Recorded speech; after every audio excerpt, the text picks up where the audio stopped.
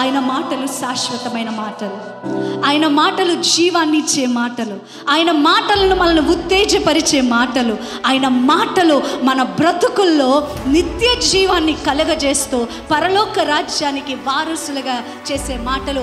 ఆయన మాటలు మృతము లేదు, ఆయన మాట ఎప్పుడు ఆగిపోదు. ఆకాశము గతిస్తుంది, భూమి గతిస్తుంది, కానీ ఆయన మాట ఎప్పుడు కూడా ఆగిపోదు. ఆయన ఈరోజు నీకు వాగ్దానము చేస్తే ఆ వాగ్దానాన్ని నెరవేర్చే దేవుడై ఉన్నాడు. ప్రైజ్ ది లార్డ్, హల్లెలూయా.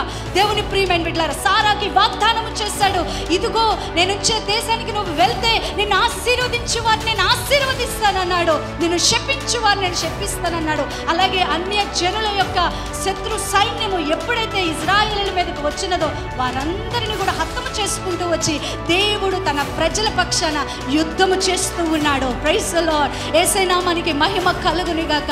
సారాకి ఇచ్చిన వాగ్దానం అద్భుతంగా నెరవేర్చిన దేవుడై ఉన్నాడు. ఈరోజు సారా దేవుని వాక్యాన్ని ఆధారం చేసుకున్నది. ద్రాక్షవల్లి ఎలాగైతే దాన్ని పిల్లర్స్ని ఎలాగైతే ఆధారం చేసుకుంటూ లెగుస్తుందో, మనము భౌతికంగా యజమానుల మీద, కుటుంబం మీద ఆధారపడడం పక్కన పెడితే మనం ఆత్మీయంగా ఎవరి మీద ఆధారపడాలంటే దేవుని జీవ వాక్యము మీద మనము ఆధారపడాలి. Praise the lord. ఈ సత్యము నీకు తెలిసినట్లయితే ప్రతి వాగ్దానము నీ కోసమే. నిన్ను జీవింపజేస్తాడు, నిన్ను చిగురింపజేస్తాడు, నీ కన్నీటిని తుడుస్తాడు, నిన్ను ఆదరించే దేవుడు ఆయన ఉన్నాడు. Praise the lord.